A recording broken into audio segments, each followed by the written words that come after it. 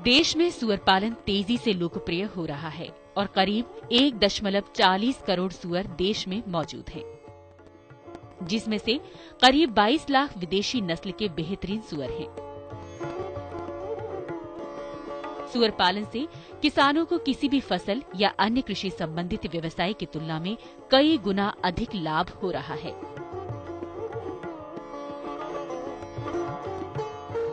आज कई किसान और पढ़े लिखे युवक सुअर पालन से जुड़ रहे हैं और वैज्ञानिक विधि से सुअर पालन करके अच्छी आमदनी कर रहे हैं।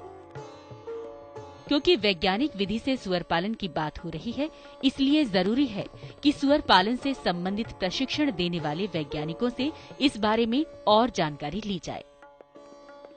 तो चलिए इस विषय पर बात करते हैं कृषि विज्ञान केंद्र उजवा में सुअर पालन विशेषज्ञ डॉक्टर हिमांशु पांडे से। सुअर पालन, इसको पालने के लिए हमें अच्छी ब्रीड का चयन करना चाहिए। जो अपनी अच्छी ब्रीड है, जो कि नॉर्थ इंडिया में हम पाल सकते हैं, उसमें लार्ज व्हाइट यॉर्कशायर, ड्यूरॉक और लैंड्रेस है। मैं लार्ज व्हाइट यॉर्कशायर को यहाँ बताना चाहूँगा कि लार्ज व्हाइट यॉर्कशायर एक इंग्लैंड की जाति है और ये बहुत ही अच्छा परफॉर्म करती है। ये एक साल में इसका वजन तकरीबन 150 से 200 किलो के आसपास हो जाता है। और इसके जो पशु हैं वो आसपास के जो ब्रीडिंग फार्म्स हैं, हिसार में ब्रीडिंग फार्म है, वहाँ पर अवेलेबल हैं, वहाँ से आप ले सकते हैं। इसके पंजाब में ब्रीडिंग फार्म है या IVRI इज्जतनगर बरेली, वहाँ से इसके पशु आपको प्राप्त हो सकते हैं। उसके साथ साथ जातियों के साथ साथ कुछ देसी जातियां भी हैं, जिसमें कि घुंघरू अंगमाली ब्रीड्स जो हैं वो पंजाब के होशियारपुर जिले में उपलब्ध हैं। उन ब्रीड्स को भी पाल के आप अच्छा फायदा कमा सकते हैं। वो देसी ब्रीड्स हैं जो कि नॉर्थ ईस्ट रीजन से निकाली गई हैं। स्वाइन फीवर एक प्रमुख बीमारी है और यह बीमारी जो सूअरों से आदमियों में भी कंटामिनेटेड हो जाती है। तो मैं इसके बारे में बताना चाहूंगा। इसका टीका 20 दिन के जो पशु होते हैं, बच्चे होते हैं, पिगलेट्स को लगाना बहुत जरूरी होता है। उसके बाद यदि उसकी माँ को लगा हुआ है तो फिर हम 3 महीने पर हमें टीका लगाना चाहिए और हर 6 महीने के अंतराल पर इसका टीका हमें लगाना चाहिए। उसके अलावा हमें FMD का, फुट एंड माउथ डिजीज का टीका 2 महीने की आयु पर लगाना चाहिए। उसके अलावा हमें गला घोटू HS बीमारी का जो तरीका है, वो टीका जो है वो हमें जून जुलाई के महीने में लगाना आवश्यक होता है। यदि इस तरीके से आप सारा मैनेजमेंट रखेंगे, सारी बीमारियों का प्रबंधन किया जाएगा, तो अपना जो आप सुअर पालन है उससे एक फायदेमंद बना सकते हैं। मैं आपको एक चीज और बताना चाहूंगा कि जो सरकारी तरफ से सुविधाएं उपलब्ध है, नाबार्ड बैंक का एक प्रोजेक्ट है जिसमें कि 20% तक की सब्सिडी उपलब्ध है।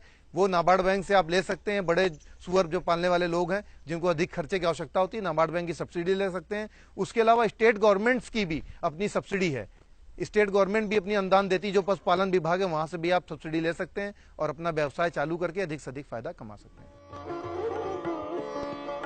किसान भाइयों, सुअर की नस्लें जैसे लार्ज व्हाइट यॉर्कशायर, लैंड्रेस आदि जो डॉक्टर साहब ने बताई, देश में काफी लोकप्रिय हैं और सबसे बड़ी बात कि विदेशी होते हुए भी ये नस्लें हमारी जलवायु के अनुकूल ढल गई हैं। इसके अलावा देसी नस्लें तो हैं ही। खैर, आप अपनी जरूरत और स्थानीय आवश्यकताओं के अनुसार ही नस्ल का चयन करें। लेकिन कोई भी नया कारोबार शुरू करने से पहले ये जरूरी है कि उसके संबंध में सभी जानकारियां ले ली जाएं और जो लोग सफलतापूर्वक सुअर पालन कर रहे हैं उनके अनुभवों का लाभ लिया जाए। तो चलिए ऐसे ही उद्यमी से मिलते हैं जो देश की एक बड़ी कंपनी में सॉफ्टवेयर इंजीनियर थे और अब सुअर पालन से अच्छा खासा लाभ कमा रहे हैं। मेरे को 2 साल हुए इस बिजनेस में आए हुए। तो मैंने स्टार्ट किया था 30 फीमेल से, तो आज मेरे पास 300 फीमेल्स हैं और ईयरली मैं 2000 बच्चे का अभी सोच रहा हूँ। आज से अगर नेक्स्ट ईयर तक 2000 जो पिग्स मेरे पास होंगे, छोटे बड़े पिग्स, और जो टर्नओवर मैं सोच के चल रहा हूँ दैट शुड बी 1 करोड़ से ऊपर का टर्नओवर मैं अभी सोच के चल रहा हूँ। और मैं यहीं पे स्टॉप नहीं होना चाहता। मैं और आगे मैंने जगह देखी हुई है, मेरा यहाँ पे भी फार्म बन रहा है और मैंने पीछे भी जगह ली है, तो वहाँ पे भी मैं अभी काम स्टार्ट कर रहा हूँ। फार्म में जैसे देख रहे होंगे 4-5 हर जैसे छोटे बड़ों के लिए अलग अलग टाइप के बाड़े हैं कि 2 महीने तक के बच्चे यहाँ पे रहेंगे, माँ के साथ रहेंगे। फिर फीमेल और मेल्स को हम अलग कर देते हैं। मेल्स का अलग से डाइट होती है, फीमेल्स की अलग से होती है। ब्रीडिंग के रूम्स अलग अलग हैं। और जहाँ तक मैं कहूँगा, जैसे मैंने ये स्टार्ट किया तो यहाँ पे मेरे यहाँ पे 15 मजदूर हैं जो अनएम्प्लॉयड थे, खाली घूम रहे थे, जिनके पास कोई काम करने का ना उनके पास स्किल्स थे कि कुछ अपना खुद का काम कर ले, या उनको जॉब नहीं मिल रही थी। तो मैंने देखा कि ये बंदे हैं और इसमें कुछ ज़्यादा स्किल्स की ज़रूरत नहीं पड़ती, तो मैंने उनको अपने लिए उनको काम समझाया, उनको बुक्स दिखाई कि ये एक ऐसे सफाई करनी है। तो फिर उनको मैं 15-20 बंदों को एम्प्लॉयमेंट दे रहा हूँ यहाँ पे। उनमें औरतें भी हैं और आदमी भी हैं, सब हैं। किसान भाइयों, नीतीश लाखड़ा ने पहले ट्रेनिंग दी और फिर सुअर पालन की शुरुआत की।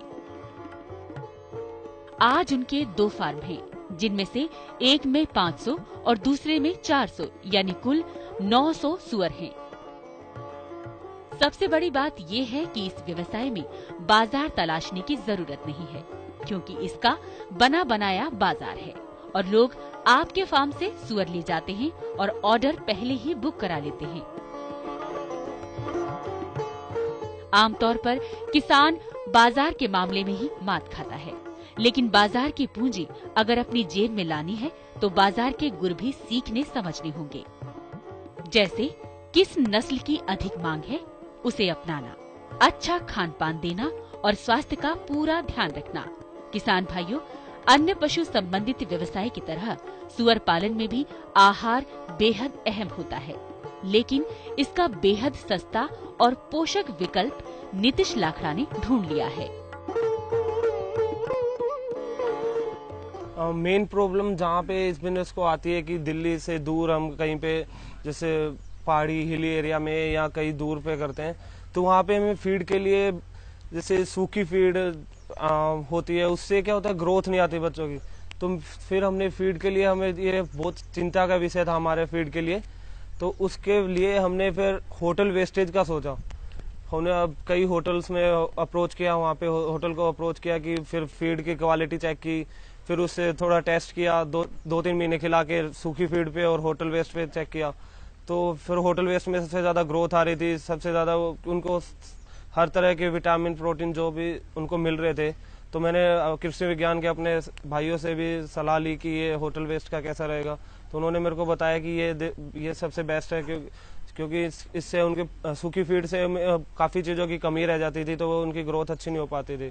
तो इसकी वजह से फिर मैंने होटल वेस्ट का अप्रोच किया और दिल्ली में बहुत सारे 5 star hotels, 3 star hotels, call centres Gurgaon से, तो वहाँ से मेरे पास अपनी खुद की 2 गाड़ियाँ आइसर ट्रक हैं, तो वहाँ से होटल वेस्ट आता है। तो फिर वो मेरा यहाँ से मेरे फीड की जो टेंशन खत्म हो गई।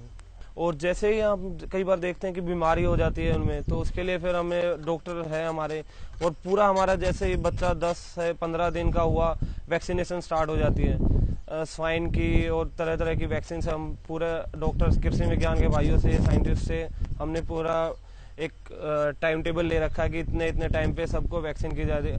और एवरी 6 मंथ हम स्वाइन की वैक्सीन करते रहते हैं। तो और मेन प्रॉब्लम होती है साफ सफाई की। अगर आप साफ सफाई नहीं रखोगे तो आप कुछ भी वैक्सीन लगाएं तो आपके कोई ना कोई बीमारी आ ही सकती है। तो हम सफाई का मेन ध्यान रखते हैं। सुबह 9-10 बजे सफाई हो जाती है और शाम को 5-6 बजे सफाई, 2 टाइम सफाई करते हैं, 2 टाइम इनको खाना दिया जाता है। इस बिजनेस का सबसे अच्छा पॉइंट यही है कि इसमें सेल की कोई दिक्कत नहीं है। हर रोज मेरे डोर पे, मेरे गेट पे बंदे आते रहते हैं, माल की एडवांस बुकिंग करके जाते हैं। मेरे को 30% 40% पहले पेमेंट करके जाते हैं और फिर जिस दिन माल उठाते हैं उस दिन पूरी पेमेंट कर देते हैं। तो बिल्कुल बिकने का इसमें कोई झंझट नहीं है। तो सबसे मेन चीज जो एक बिजनेस की यही होती है कि आप माल बना लेते हो, आपके पास चीजें तैयार रखी हैं, बट वो बिक नहीं रहा। बट इसमें बनने से पहले, तैयार होने से पहले ही आपका माल बिक जाता है। तो सबसे अच्छा चीज बिजनेस की यही है। युवा भाइयों को मैं एक ही संदेश देना चाहूंगा कि आपके पास अगर टाइम है, जगह है और आप इसमें इंटरेस्टेड हैं, तो इससे अच्छा बिजनेस आपको अभी कहीं पे भी नहीं मिलेगा।